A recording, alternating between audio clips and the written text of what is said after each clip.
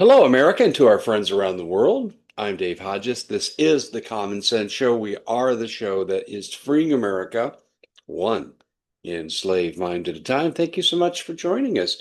We are brought to you by Noble Gold, and this is something that you really can't pass on. If you have any discretionary income, the best investment, it's not close, up 48% in the last year, is gold. And countries are hoarding gold, banks are hoarding gold. You know the old saying, when in Rome, do as the Romans do. And the Dodd-Frank Law 2010 says they could take what you have in the bank. It's a law. Can you afford to lose your retirement? Noble Gold can cover this and everything else. Free consultation. All you have to do is go to davehodgesgold.com, davehodgesgold.com. Put in your email address. We don't sell your data. And I will send you out a free information packet that'll explain everything that we do. It's fantastic. You can turn your life around financially. You can protect what you have. DaveHodgesGold.com. Have to give the warning. The FTC wants me to tell you that anytime you deal in any kind of investment, there is an inherent risk. And it's true across the board with everything. We agree with giving that warning. No FTX here, just honest, solid help. DaveHodgesGold.com. Well, we have a interesting topic for you. It's something we normally just confine to TV, but I wanted to bring this here to give you an example. We're looking at a situation where scientists are debating, is time travel possible? I think the debate's been long settled. Yes, it is. When you had your first teleportation experiments that were made public in Leipzig, Germany in 2008, teleporting an object and having bilocation, in other words, it's in two places at one time momentarily, that's effectively time travel. And people say, well, could you do it? Yes. How could you control it? I don't know. I'm not sure the universe and universal physics works on the same dating system that we use, which is inaccurate because you got to add a day every 4 years in leap year. So I'm not sure how you would do that part of it, but can you move forward or backward in time? And the answer is yes. And I guarantee you, DARPA is doing the experiments.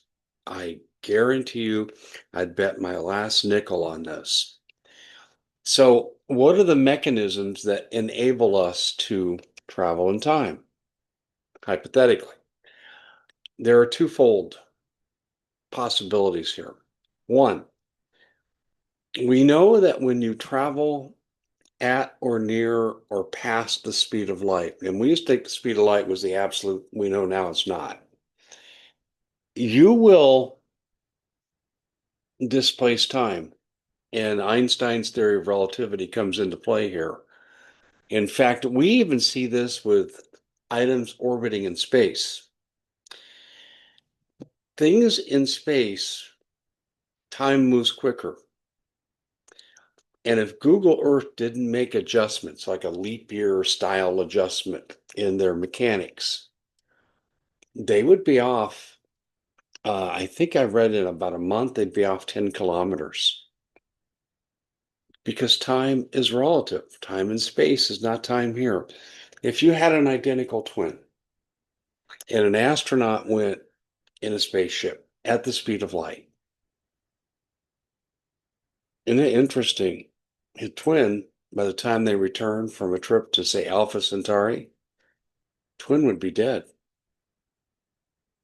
As much as 300 years would have gone by because time is relative.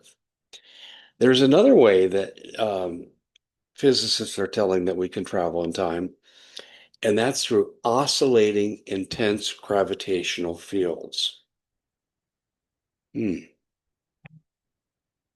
We've seen this before. And what we've seen before is it's happened in these sci-fi makeshift standalone time machines that oscillate in a gravitational field. And the original show, The Time Machine, well, was first written in a novel by H.G. Wells, and he described the practice as if he were a physicist alive today. Now, these are the two ways that physicists talk about you can travel in time. But mastering it, controlling it, and making it safe for biological entities, that's a whole different ballgame. And this is what I'm sure the good people at DARPA that does this groundbreaking style research, I'm sure this is what they're working on.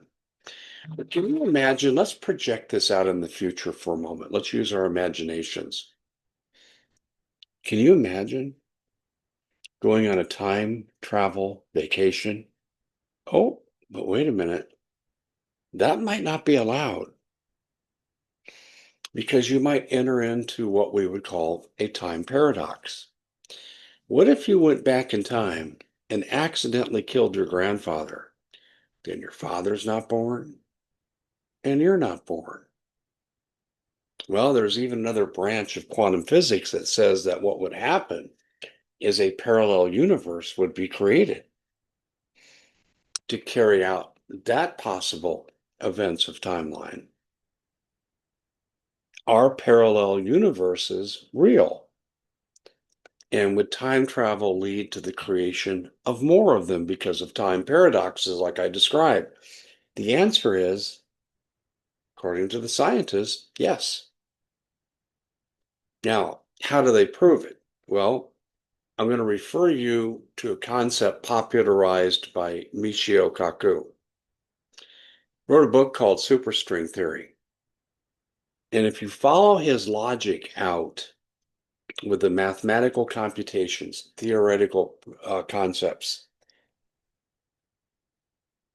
we live in at least 26 dimensions that you can prove mathematically.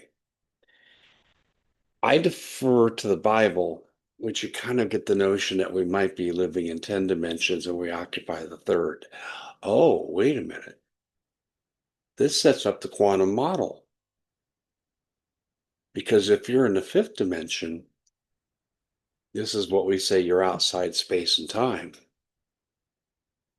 And then we get into other interesting phenomena that I'm not going to explore greatly here, but I will later. In a later time, we'll talk about this. But where it really gets interesting is this. You are thinking about someone that you haven't talked to in years. And then you run into them or they call you. Now, statistically speaking, it's part of my background. It could be random chance. But how many random chances add up to a pattern? Isn't that interesting? And this idea of time travel and parallel universes is very much at the center part of quantum physics. One of the things that I've learned from people that were in intel work scientifically following World War II, let's remember our history. In 1943, the greatest scientist in world history, Nikola Tesla, died. The FBI showed up at his apartment and they took all these boxes of his notes, his theories. And to this day, think about this now. We're dealing in a period of almost 80 years. They still haven't released it. And the people that I've talked to said there was a decision made after World War II. And part of it was to protect people from not getting nuclear bombs, but heck, the Russians got theirs in the 50s. So I don't know why they continued the practice, but they did. That there's two types of physics, at least in our reality. There's quantum physics, hyperdimensional, multidimensional, And there's three-dimensional regular physics we teach our kids, height, width, and depth, and the laws that operate, within height, width, and depth. The quantum model is very complex. And I would say we probably understand this much, 1 grain of sand on the beach. We don't know a lot, but we know that the quantum model explains a lot of things much more accurately than the basically Newtonian three-dimensional model. And there was a bifurcation of science after World War II. Now, normal scientific progression has led people like Michio Kaku, thought to be our preeminent scientist in America today, kind of taking the place of the late Carl Sagan. People like him, through their own research, have developed into the quantum model, much like what Tesla was doing with the Philadelphia experiment. If you don't know what that is, we're going to be covering it. But you can word search that right now and come up with a lot. The fact is the quantum model gives us the potential to have mastery over our environment. And would that include time travel? It very well could. But more importantly, you would be able to control the weather to a finite degree. Oh, today we can cloud seed and we can electrify the jet stream and move a storm from here to there. The patents are out there, you can see them. And the patents have been published, gosh, since 1997. And then there was that document, Air Force Owning the Weather 2025. I saw that document about 10 years ago. I published excerpts of it, had all the patents for it, and it was an Air Force creation. This is out of the quantum model. And then we could get into, well, gee, we don't want our sun to go crazy. You could actually learn to control celestial bodies, including suns, stars, in your immediate environment. This science has that promise. Michio Kaku does something really interesting. He divides civilization development on a planet up into 4 levels. He said we're at the end of type 0. And he said he estimates our chances of getting from type 0 to type 1, which is control of these things I briefly mentioned. He said our chances of making that leap successfully and intact are about 5%.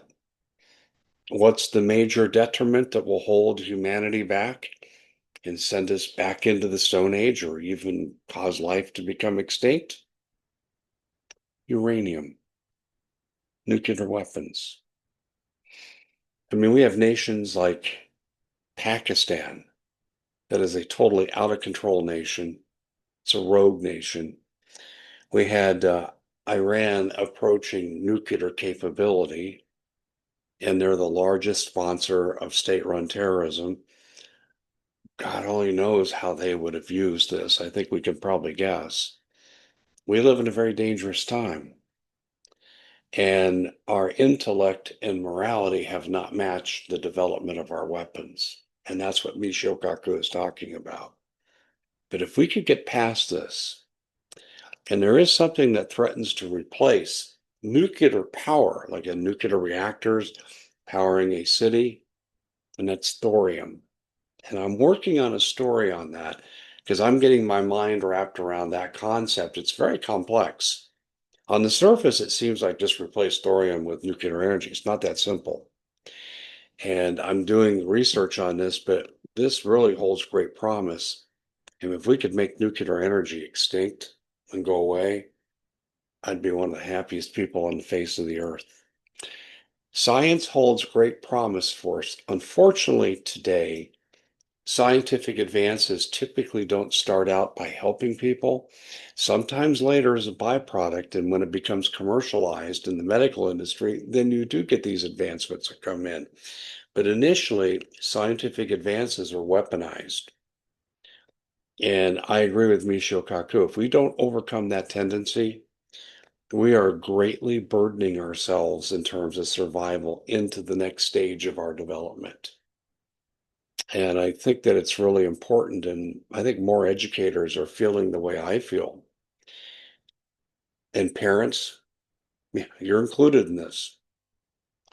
We need to be educating our kids on virtue and moral choices, as well as E equals MC squared. We have to educate people that you have a responsibility, not just to yourself, but to society as a whole and to one another and the people around you. And then I think finally we need to teach what I talked about last week. The idea it's more blessed to give than receive.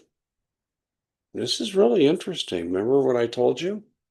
That your neurotransmitter levels, dopamine, serotonin, pleasure chemicals, well-being, they increase greatly when you do a random act of kindness, when you receive it, and even when you watch it. We need to be teaching people about this stuff. We have to change our demeanor. We have to change our attitude towards each other. I'm so distressed that when I see, well, President Trump say has a good idea, because he is in a different party than Democrats, they're going to come after that concept even when it's the right thing to do. And then when the other side's in power, basically the same thing happens. We must overcome these tendencies. But back to the original premise. Is time travel possible? Theoretically, in the quantum model, absolutely is. Can we control it? I have no idea what DARPA has done. But would I be surprised if they've not experimented with animals or maybe going down a level, inanimate objects? I'm sure they've done it. I'm sure. I hope I live long enough to take a time travel experiment. And I'm sure there'd be safeguards built in where you couldn't interfere, just observe. Would that make a great field trip for a history class? Let's go back, and we're really not there totally, but we could watch like the Battle of Yorktown that decided the Revolutionary War, or be there and see the horror of D-Day and all the violence and all the death and mayhem. Go to a presidential inauguration, hear Lincoln deliver the Gettysburg Address or the Emancipation Proclamation. Would that be fantastic? See, we could use this information for such good, such enlightenment. But as long as we are selfish, that old saying comes into play. We have met the enemy, and he is us. Let's hope we can do something about it. For me, I found Jesus. I hope you will too. God bless all of you. Thank you for joining. I appreciate your support. We'll see you back here again next time.